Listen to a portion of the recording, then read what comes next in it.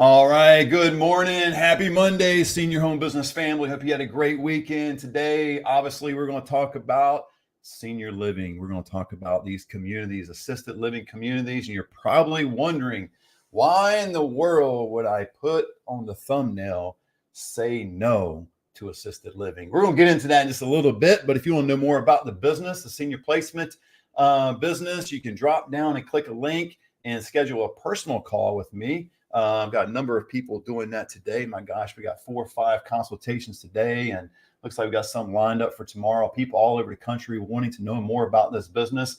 If you kind of stumbled upon our channel, my name is Matt Stafford. I'm in California. I've been in the senior placement industry since 2018. Actually, that's when I started my company.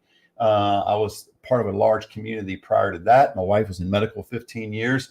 So we're going to bring you some information. This channel in and of itself has over 600, I believe, videos.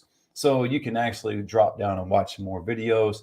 If you don't want to schedule a call, you can drop down in the description and watch a free webinar if you want, which I don't know why I say free. Aren't all the webinars free today? I don't know anybody paying for webinars. Maybe they do, but mine are always free, so we can do that. So let's get into it today. We're going to talk about saying no to assisted living. Why in the world would I be having this on my channel? If I'm in the placement business and I'm encouraging people to go into senior living communities, assisted living, memory care communities across the United States, and primarily in my state, I deal with families on a personal level in my own state in California, but we do have students across the United States in 35 different states across the U.S. But there's times when we just need to say no as a family about assisted living. One thing we started last week, excuse me, we started to do some interviews out in the street. And you can catch a video, I think, just before this one, talking to people, random people in the parking lot in front of storefronts about assisted living. What's their viewpoint on assisted living? Would they ever send their loved one there? Would they encourage their friends to send their loved ones there? And all that kind of stuff you got going on. And there's just so many different random answers that are out there. And so we want to get into this today about saying no to assisted living, because assisted living is not always the right decision for an individual. I'm a firm believer that seniors need to be taken care of. And I'm going to get through a lot of different points today about why you should say no to assisted living. And then we're going to get into some points when it's right, and it's something that mom or dad needs, right? There's always that opportunity in that time when mom, like a lot of people that I talk to, mom falls, goes to hospitals and skilled nursing, is going through rehab, and she very much needs assistance, right? So there's a time to do it. There's time to say no. But as a senior placement agent or someone that you are looking to get in this industry, I want you to start looking at this as not transactional. This is not a transactional decision. Now, you might say, well, Matt, you have a business. So in order to have a business, you have to have clients. You have to have move-ins so you can invoice and so you can have cash flow and so your business can be successful. I get all that. But I'm here to tell you that this is not a business decision. It's more a life decision for individuals that are out there. And if you approach it this way in the business, saying, okay, I'm not out to get clients just to get them moved in and get a paycheck, but I'm out to hear their story. It's the process that you take them through. And the process is more of psychology than it is anything else. It's talking to someone, understanding where they're coming from. I mean, it's not just going, okay, I got a lead. Let me call that individual, or they maybe respond to your ad or to your post on Instagram or YouTube or whatever it may be, and you engage in a conversation, and your mindset is all of preconceived ideas of, oh my goodness, I've got a lead now. I'm going to get mom or just individual into assisted living. I could already see the paycheck. If that is your mindset, you need to change it. Change it into one of listening to their story. Are they at a time and a place where they truly need assisted living? Are they at a time and a place where this is the right decision for them? It may not be. I have actually encouraged people, and I just did this a few weeks ago, encouraging someone not to go to assisted living. I didn't think it was the right time. Now, that's my own personal preference. We went through a lot of different things during the conversation. It's not ultimately my decision, it's their decision. I don't, encourage someone to go to a certain community so I get paid for it. I don't steer people in that direction. I have an open-ended conversation about what's best for their loved one. And when we get to that point of what's best for their loved one, then it may come down assisted living is right, or it may come down assisted living is not correct. And so here's where the rubber meets the road. Excuse me. It meets in terms of beliefs. Everybody's got a certain belief.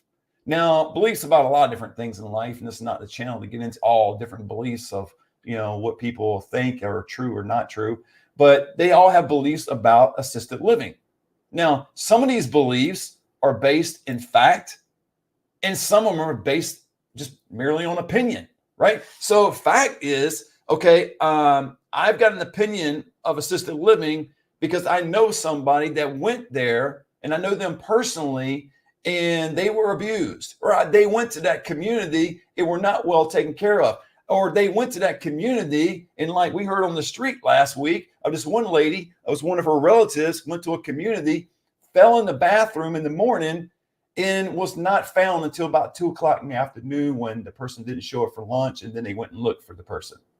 They have an opinion, but that opinion to them is factual because they have something that they've experienced. Now, some people have an opinion of assisted living based on rumors. Now, some people are going to hear that story today, and they're going to formulate an opinion on assisted living based on a rumor, based on a story someone is told, but it does not necessarily affect them and has not affected them as a family. But they've read about something.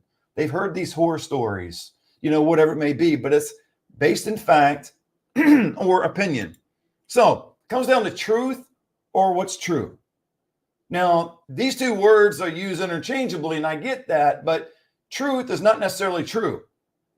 So what's truth with someone may not be true to another person, meaning this, truth is based in absolute, okay? Truth is whatever you believe that's absolute. Like you just concretely believe this is what is true and it's not going to change. True, something that's true could be me sitting here doing this video with you today, and it's true right now, but in another hour, it's not true.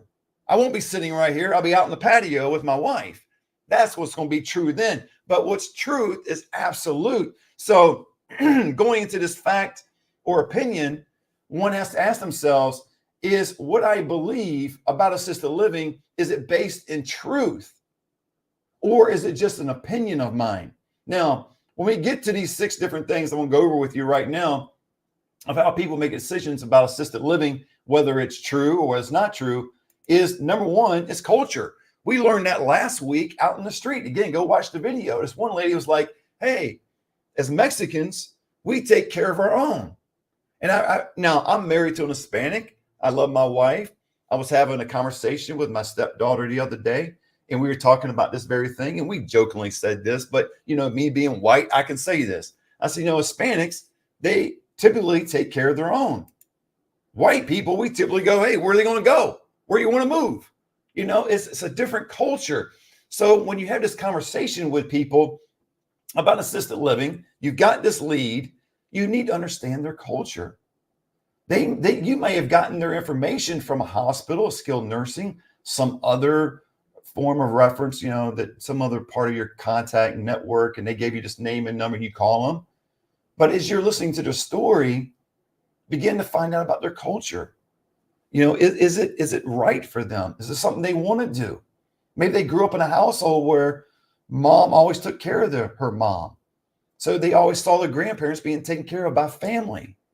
If that's their, the basis of their belief, then you need to adhere to that. Don't try to convince them otherwise. Don't try to go, well, I understand that's your culture, but mom really needs to go to a community. That's not being empathetic. That's not being an advocate for seniors. When you're an advocate for seniors, you're being more empathetic. You're understanding their culture, understanding their core beliefs. What has got them to the place where they want to take care of mom? Now, You can get to the particulars. Are they able to take care of mom? I mean, maybe they can't. Maybe they work, and so they're not around. So, it kind of goes against what they believe culturally, but you got to understand that because that's what they're processing. That's why process is more psychology than it is crossing every T and dotting every I, checking every box. It's more psychology, more listening to them. So they make a decision on culture, but they also make a decision on conviction. So it might not be culture.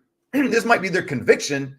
Maybe they have a story where their grandmother rather, was placed in a community, did not have a good experience.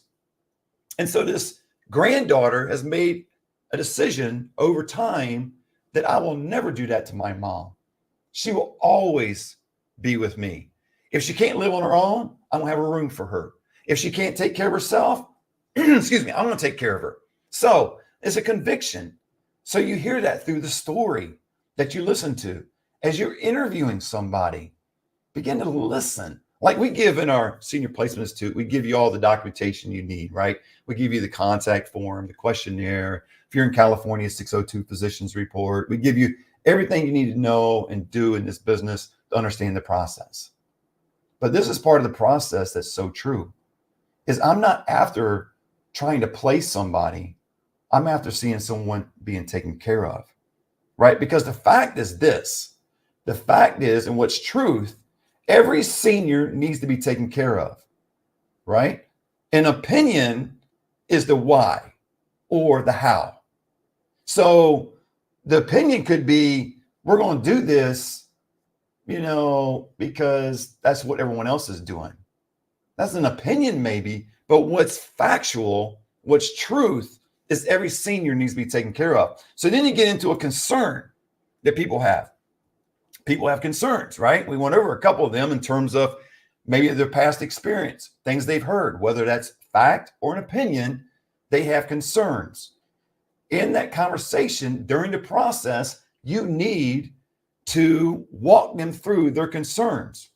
Their concerns might be legitimate.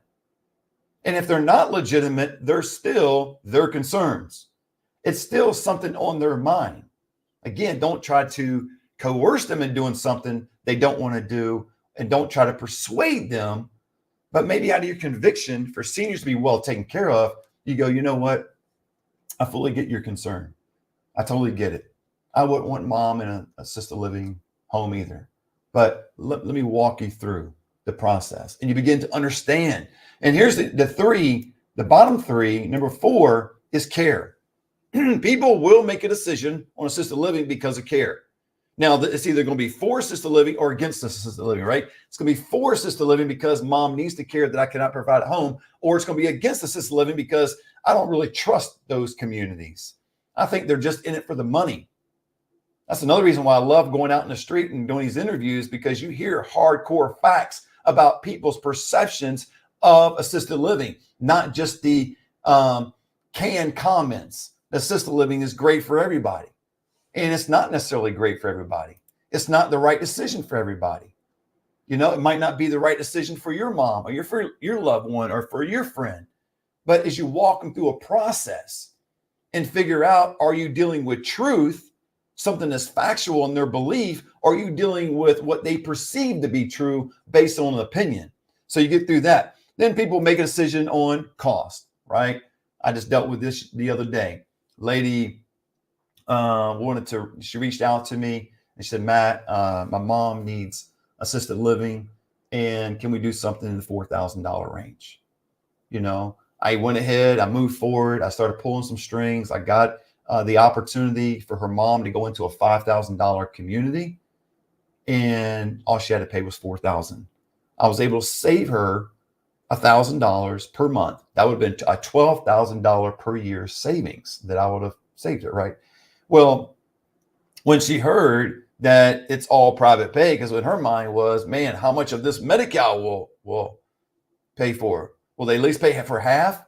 And we have this assisted living waiver in California, and that's on hold right now as a wait list. And, it'll be available come March, but it's still a pretty long, lengthy process, usually 14 months to get approved unless you go through an attorney or someone that has a business and actually expedite the process.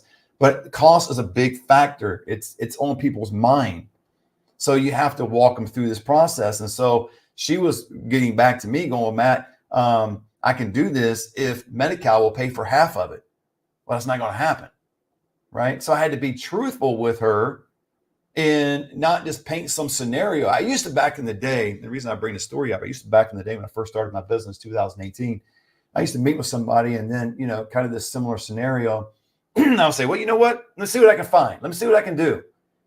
And that's, I was really kind of creating a false belief because they really can't go anywhere like that. I mean, she can't go anywhere where assisted living is being paid for by half by the state. It's just not going to happen, right?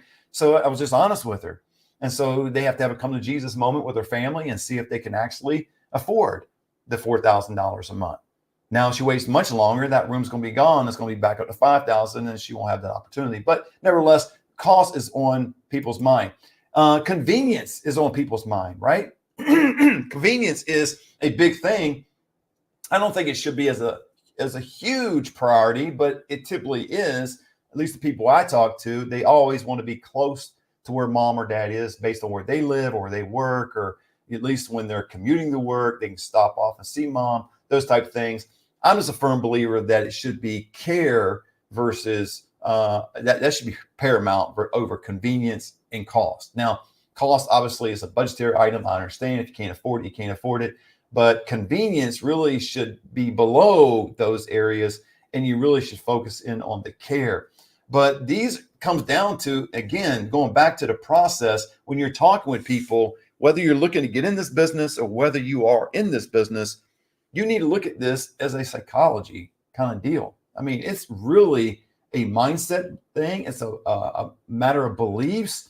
It's a matter of not only people's opinion, it could be their opinion, but it could be rooted in truth based on their experience, based on close family or friends' experiences. And they have this feeling that they would never put mom or dad in assisted living because they feel like that'd be the ultimate betrayal. And if that is the ultimate betrayal for them, I don't think it's our right to try to convince them to do something they feel like if they do, they're betraying mom or dad. I don't think that's correct. So again, assisted living is not for everyone. So my encouragement to each and every one of you guys, because beliefs is such a huge deal, when you talk to your clients, when you talk to people about assisted living, get to know them. But not only just get to know them and their situation, whether mom fell and what her ADLs are, behaviors and all that, but get down to what are their core beliefs.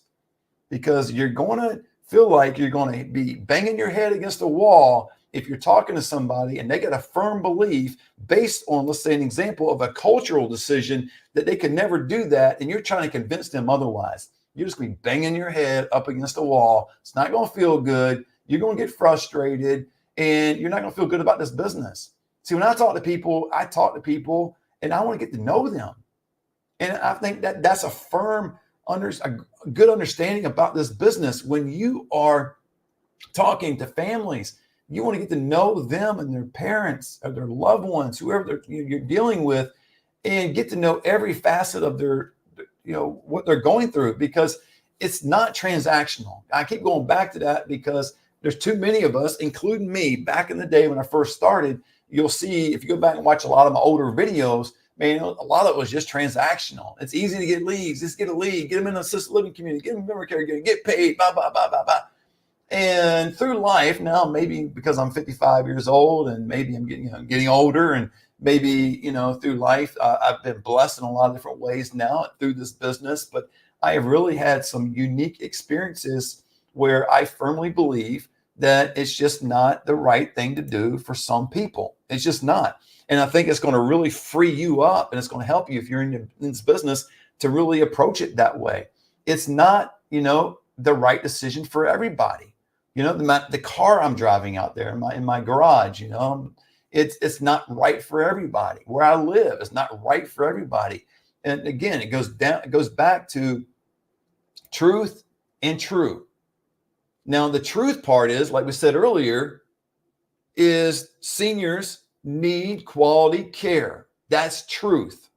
But what's true about assisted living and whether you go or not, that fluctuates. It goes, but people make decisions whether they want that or not, don't want that. And I don't think it's our place as senior placement agents to try to convince people otherwise. I think you're going to free yourself up, take the pressure off of you if you work with people and flow with their beliefs, flow with what they want in life. All you're trying to do is be a servant to them. All you're trying to do is be an advocate for seniors. And you're going, hey, I want to give you what you want, not what I want. See, what you want, what I want typically is a paycheck. Get them moved in so I get paid. That is a selfish motivation. If you come at it from an unselfish motivation and say, man, what is it you want? You take the pressure off because it's what they want. I'm just going to give what they want. I mean, I just think that's the best way to do it. I hope this was helpful for you today in going through it. But truly, I know the thumbnail is kind of a, clickbait, say no to assisted living, but that is true. There's certain times where people need to say no. Yes is not always the right answer. Yes has gotten us in trouble many times over. In decisions in life, practical decisions, things that we do. There's too many of us today that say yes to everything. Someone asks you to do something, yes. I'm going to do this, yes. Sometimes it just needs to be a flat out no. And the no, that 2-letter word, is oftentimes freeing. It liberates you, and you get all kinds of peace and calm. Life is so much better that way. Just say no sometimes. And it's true with assisted living. Sometimes the answer is no. That's not the right decision for my mom. That's not the right decision for my grandparent. That's not the right decision for us as a family. What we choose to do is to take care of our own. What we choose to do is to make sacrifices. I'm going to quit my job, trust God to provide some other way, and stay home with my parent. That might be the correct decision for somebody. I'm not here to tell people what to do. I'm here to help them and guide them through a process that, again, oftentimes is psychological. Oftentimes it goes down to their core beliefs and what they want in life. That is what I'm here to do. And I would encourage you, if you're in this business or aspire to be in this business, you would have the same approach. This approach will free you. It will make your clients, the people you talk to, a lot more receptive to what you have to say, because you're not trying to pressure them into going to a certain building or a certain location. You are just flowing what they believe, and you're getting to know them. Oh, I love it, man. Hopefully this was helpful for you guys today. And again, if you want to know more about the business, you can click down and drop. I think I've got a link down below. You can schedule a call with me, learn more about the Senior Placement Institute, or you can watch a free webinar. Until next time, God bless.